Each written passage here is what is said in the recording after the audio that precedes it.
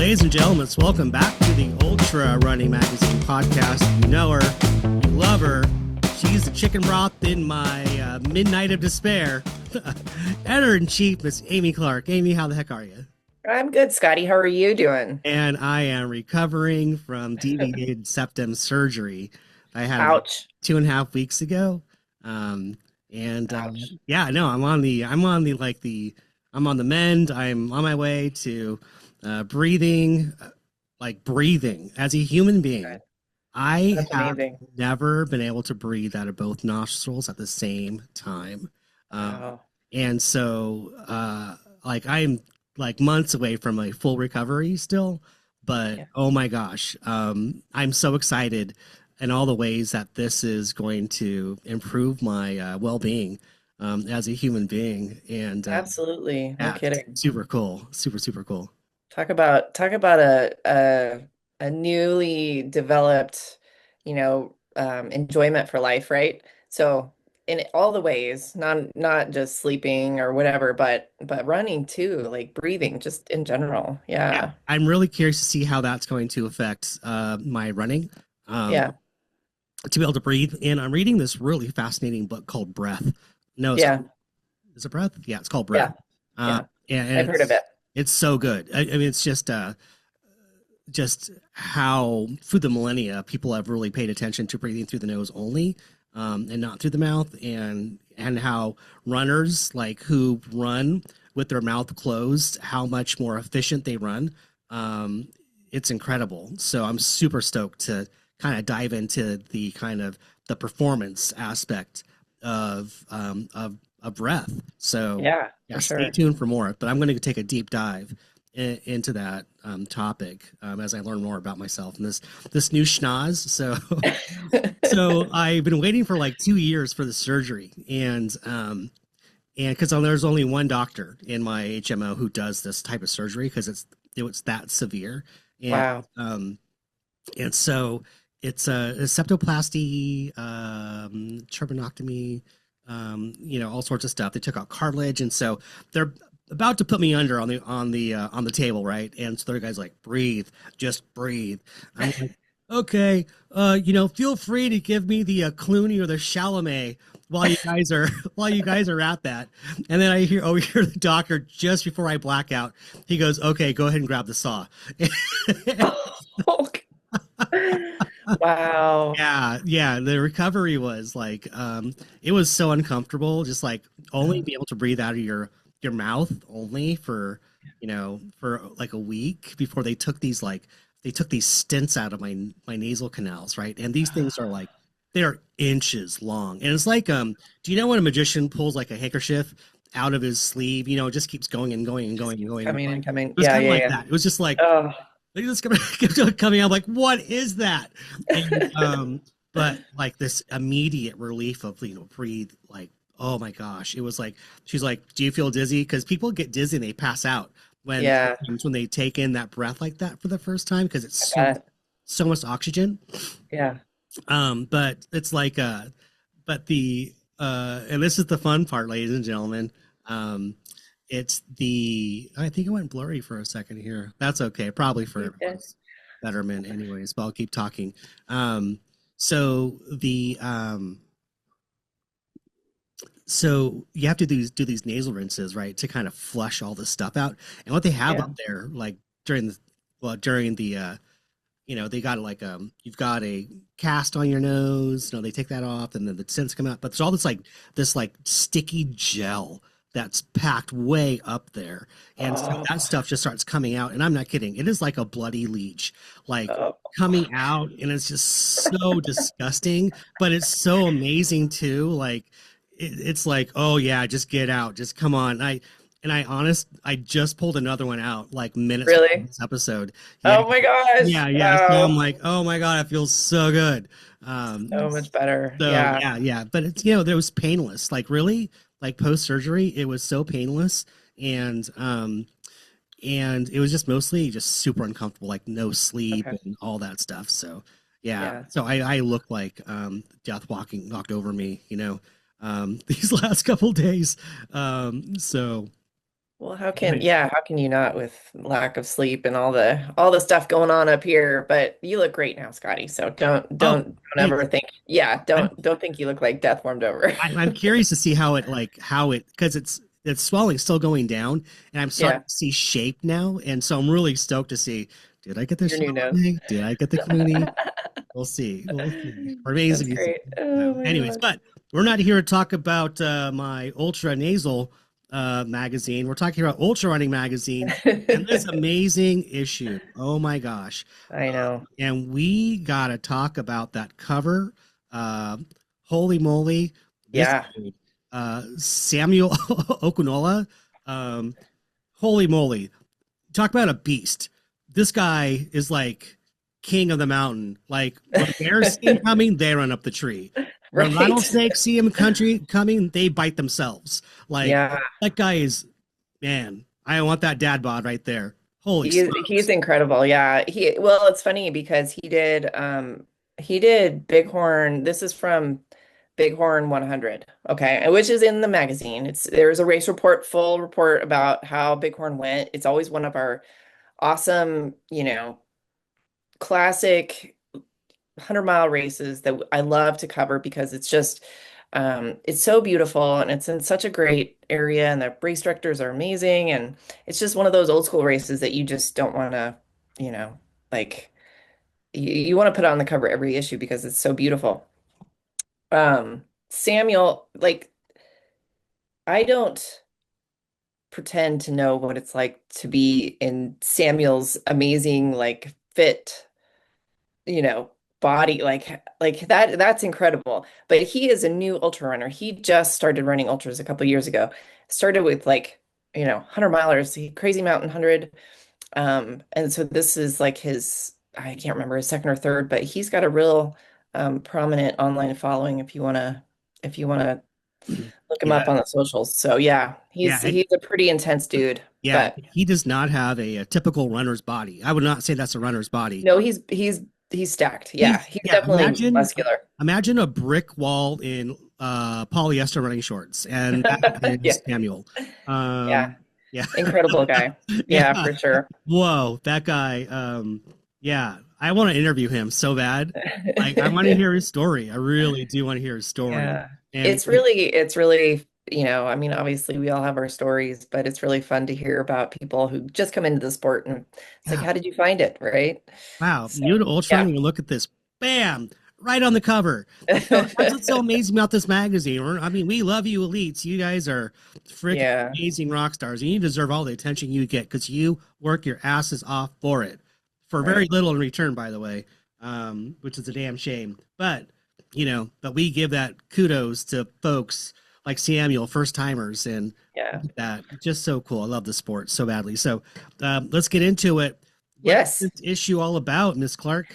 So we have an issue that is full of advice about how to train on technical terrain. So we've got um, I kind of want to highlight a few of the articles because we did have this is one of our biggest race issues of the year, just with big race coverage and whatnot.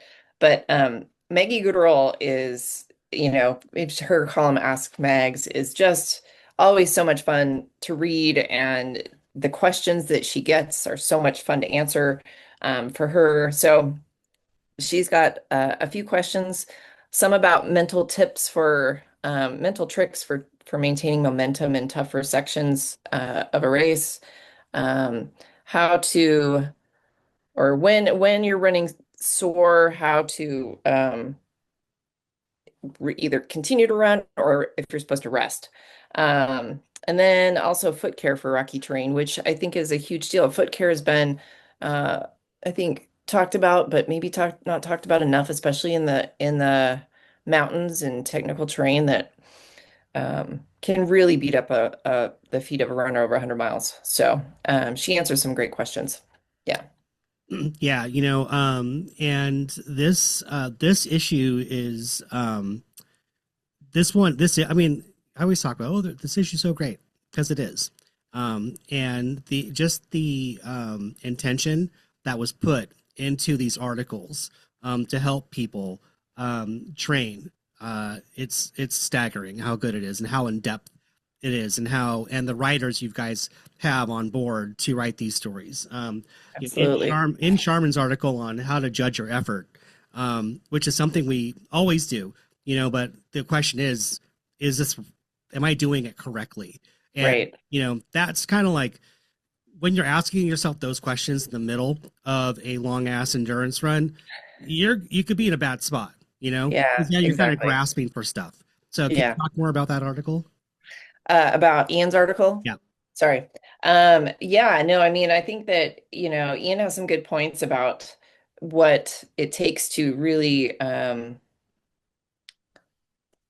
keep yourself in check during a race and understanding the effort that you're putting in. Even to go back to your point about breathing. I mean, you can judge your effort by your breathing based on what's happening.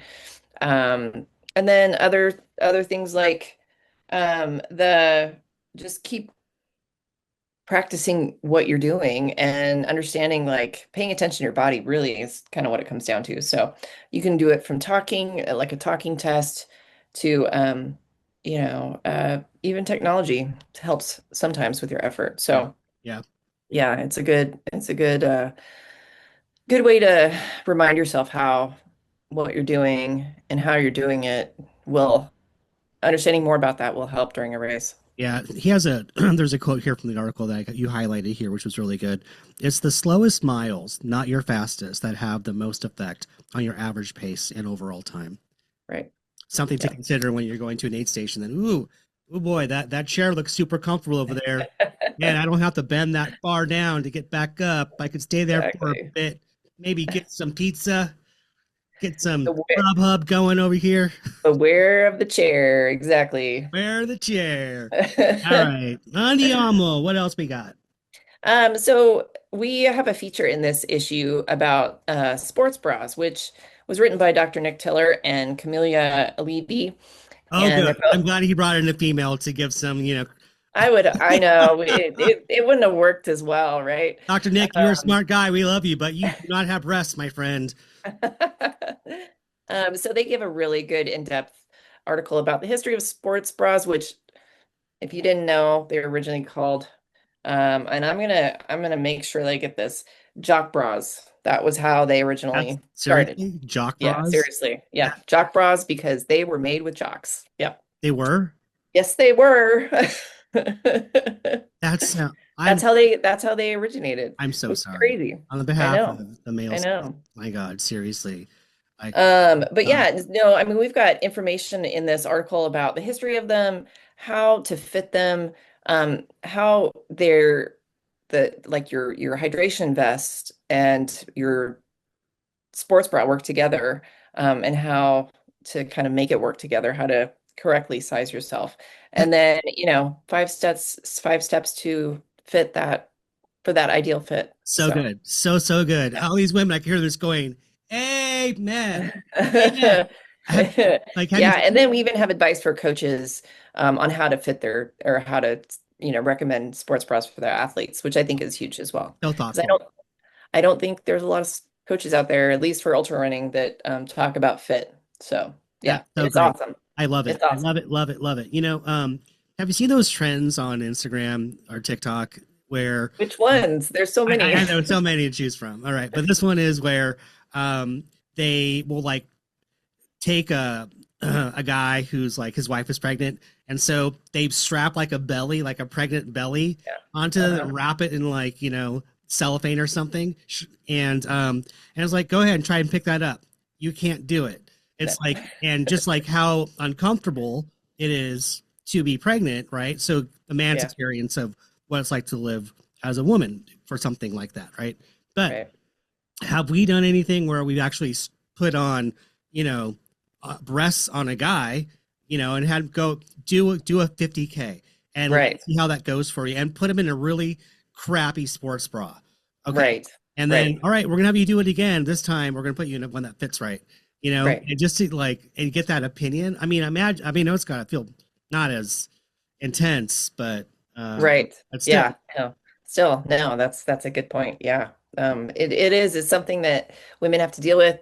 There's, I mean, there's anything anywhere from a terrible fit, not enough support, chafing issues, um, fitting your hydration pack over your sports bra to make sure that there's no like the cinching isn't too tight on it so that you're compressing everything. I mean, it's just such a major part of a female's experience Yeah, with ultra running. yeah. So Wow, great just running in article. general. Seriously, Yep. you guys, come on. Yes. Great. Yes.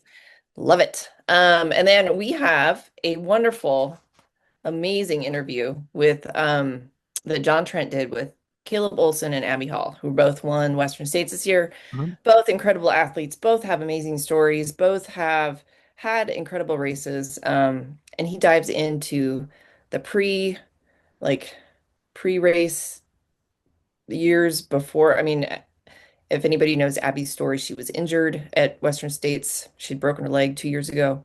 She was sitting on the sidelines with in crutches, on crutches, and she comes back and wins it. So, and Caleb has had amazing, finishes and whatnot, Mhm. but his race was truly incredible. I mean, he almost broke the course record for took it from almost took it from Jim Wow. Walmsley. So John Trent, as he always does, provides us with a really beautiful interwoven story between the two, like, telling each story of these amazing athletes in his feature. Such a So, good writer.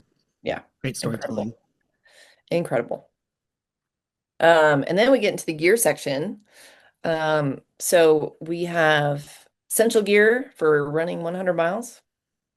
And I'll just give you a little brief overview. We've got some poles, we've got some a hydration vest, we've got some audio equipment, we've got drop bags, we've got jackets, we've got lighting for head and waist, yeah, and recovery stuff. So, and a few other things that you might not think about, but Yeah, I like how you guys broke this article down. Gear for the course, gear for the drop bag, gear for the finish, and gear for recovery. Man, yep, so good. absolutely. Yep. It's important, and I think that it's always kind of a welcome reminder that, this stuff is actually really important during a race and Yep. after and before. And yeah, so um, very cool. And then race reports. I think that's my favorite part of each magazine is we get to cover 4 races that we get to dive in deep to and see lots of beautiful photos of and see the results. So this year we have Bighorn, we have Western States, we have Prairie Spirit Trail 100, and we have a new race that was absolutely the pictures were just insane, Scotty. Viper 200 in Tennessee. Oh, yeah. And this one, it was the first annual, and they had storms, like they had torrential rain, they had flooding, they had tornado warnings. It was intense, but the runners just kept going. So, I mean, obviously they were very, as the article or the report says, they were warned that, and they were protected in shelters throughout the course because it was kind of in a area where there was shelter available, but it was intense. Yeah, but in that intensity, I think that the photos captured the story well with the Yeah, runner's do attitudes. too. Um, Hmm. it's like looking at toddlers running through mud puddles for the They first look time ever. happy. Yeah, Look yeah, joyful, which is joyful. at the heart of, you know, of why we do it. Well, I think joyful is what we all aspire to Right, when we are out there enjoying the outdoors. exactly. Yep, But it's lovely to see those faces just light up like that. So cool. yep, absolutely. Yep. So yeah, I mean, this issue is packed with so much fun stuff, and I love it. It's amazing. Please go out and just subscribe to, get this issue alone, and then you'll get more amazing issues as the year goes on. But yeah, rocking and rolling over here. It's the end of summer, and I can't believe it. It's already almost the end of August, and and I'm ready to roll into the fall. So Lovely. Amazing. Yeah, you can learn more and subscribe for the magazine at ultrarunning.com, as always, where we do have even online only content um, for you to dive into if the issue isn't enough. And trust me, this issue is, I mean, gosh dang it, it's chockfull. We just scraped the surface of what's inside this issue, folks, in terms of the training, yeah. the articles. It's so good, so good. Um, yeah, I want to spill the beans about what else is in here. I don't want to. You have to pick it up. It's that good. Oh my gosh. Yes. Yes. Jared Beasley's article is amazing. I loved it. Oh my gosh. Yeah, Incredible. yeah, so good. And even online, there's an article here about when to warm up on race day. We all think we know it. We don't do it. Know how to at Exactly. ultrarunning.com. Yeah. Amy, thank you so much for sharing your time with us as always. So great to see you, and looking forward to the next one. Yes. Thank you, Scotty. You're amazing. I'm so glad you're recovering. Thank Good to you. see you as well. You got it. All right. Take care. Thanks.